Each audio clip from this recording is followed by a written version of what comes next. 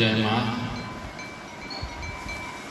ओम ऐं ह्रीं श्रीं शीतलाय नमः। ओम ऐं ह्रीं श्रीं शीतलाय नमः। ये शीतला माता का मंत्र है। बाकी दूसरे भी मंत्र हैं शीतला माता के, पर तांत्रिक मंत्रों में इसी मंत्र की गिनती होती है।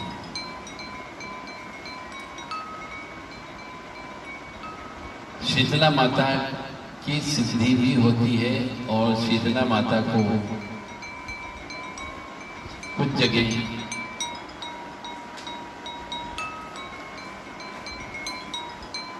शमशान वासिनी रूप के अंदर भी इनकी पूजा होती है, क्योंकि शीतला माता गधे की सवारी करती है। जैसे कालरात्रि देवी, उसकी भी गधे की सवारी है, इसी तरीके से शीतला माता भी गधे के ऊपर सवारी करती है, यानी उनका जो वाहन है वो गधा है। उनके हाथ में झाड़ू होती है, उनका अस्त्र जो है वो झाड़ू है। इसलिए तांत्रिक देवी है शीतला माता। और तांत्रिक देवी को तंत्र के तरीके से ही सिद्ध किया जाता है। कुछ कुछ जगह गुरु शिष्य परंपरा के अनुसार गुरु अपनी सिद्धियों को अपने नीचे आने वाले जो शिष्य होता है, जो गद्दी पर बैठता है, उसको देके चला जाता है। परंतु यदि शिष्य उस गुरु के साथ में कई वर्षों तक रहा हो तो शिष्य को सब पता होता है कि गुरु महाराज किस चीज की पूजा करते हैं, कब करते हैं, किस समय करते हैं, किस सामान से करते हैं। परंतु यदि शिष्य ने इन चीजों का ध्यान नहीं दिया, नजरअंदाज किया कि कब पूजा होती है, किस समय पूजा होती है, कैसे पूजा होती है, किस चीज से पूजा होती है, तो गुरु महाराज मरते समय तो वो शक्ति तो ट्रांसफर कर देंगे, परंतु यदि आपने उनसे ये नहीं सीखा कि कैसे पूजा करना चाहिए, तो फिर वो जो शक्ति आपको प्राप्त हुई है वो आपके शरीर को, आपके मन को, आपकी आत्मा को छोड़ के चली जाती है। फिर आप यही कहोगे कि साहब गुरु महाराज हमें अधूरा ज्ञान दे के चले गए। गुरु हर बारीक बारीक चीज नहीं बताएगा, आपको देखना है वो तो कि क्या करते हैं, कब करते हैं, किस समय करते हैं और कैसी पूजा करते हैं। व्यक्ति देखने मात्र से ही सब कुछ सीख जाता है, क्योंकि प्रैक्टिकल हो रहा है। इसलिए शीतला माता की पूजा गुरु परंपरा के अनुसार करना चाहिए। फिर भी जो मेरे को ज्ञान है, जो मैंने सीखा है अपने गुरु से, वो आपको बता देता हूं कि शीतला माता की पूजा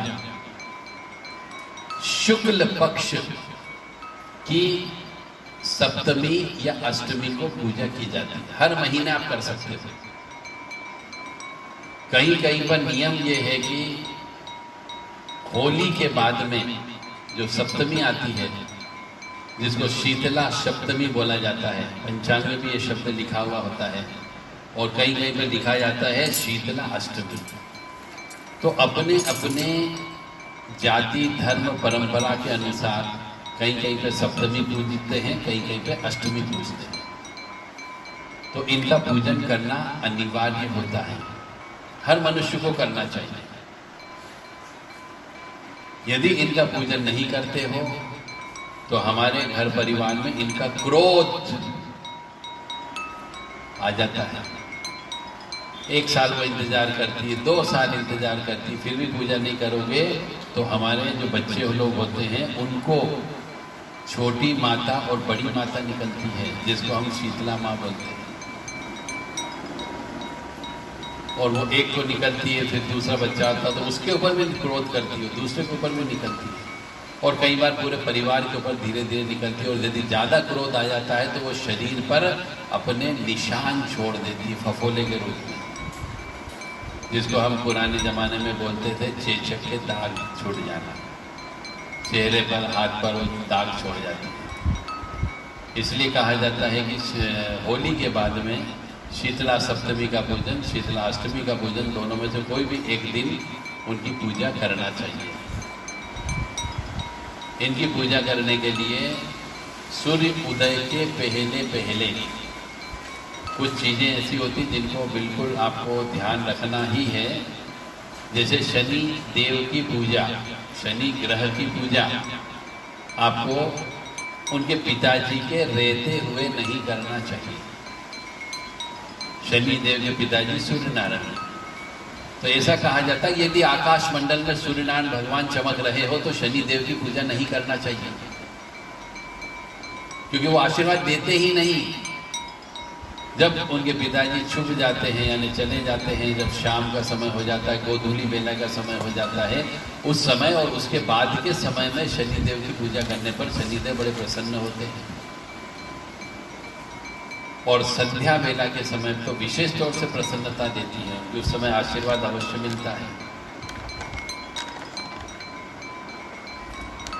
क्योंकि छाया के पुत्र हैं और संध्या उनकी पत्नी का नाम है। तो संध्या बेला के समय पे ये करना चाहिए शनि देव की पूजा। इसी प्रकार से शीतला माता की पूजा भी सूर्य उदय के पहले पहले कर लेना चाहिए। जब बासी एक शब्द होता है, बासी बासोड़ा भी एक शब्द यूज करते हैं इसमें, तो इसकी पूजा करने के लिए बासी खाने का भोजन का प्रयोग किया जाता है। यानी कि यदि शीतला सप्तमी का पूजन कर रहे हो आप, तो आपको छठ के दिन रात को अपना खाना पीना बना के खाने पीने के बाद में शीतला माता के पूजन का खाना बनाना चाहिए। रात को ही बना के रखोगे जो भी आपको दूसरे दिन खाना है। और इनके खाने के अंदर दही का प्रयोग होता है, कढ़ी का प्रयोग होता है, मीठे दलिया बनता है, मीठी पूड़ी बनती है, चने की दाल को गला करके एक पीला पेस्ट बनाया जाता है, जिससे पूजन करके आने के बाद उस पेस्ट से घर की जो भी माता बहनें होती है वो अपने हाथों में पीला पेस्ट लगा करके घर के मुख्य द्वार पर अपने पंजे से निशान बनाती है, कि ताकि कोई भी ऊपरी बाधा घर के अंदर प्रवेश न कर सके। ये उसका सूचक होता है। मोती झरा वीर इनके सेवक होते हैं। एक वीर होते हैं जिनका नाम है मोती झरा। यानी किसी किसी मनुष्य को कभी कभी मोती झरा वीर का भी क्रोध का सामना करना पड़ता है।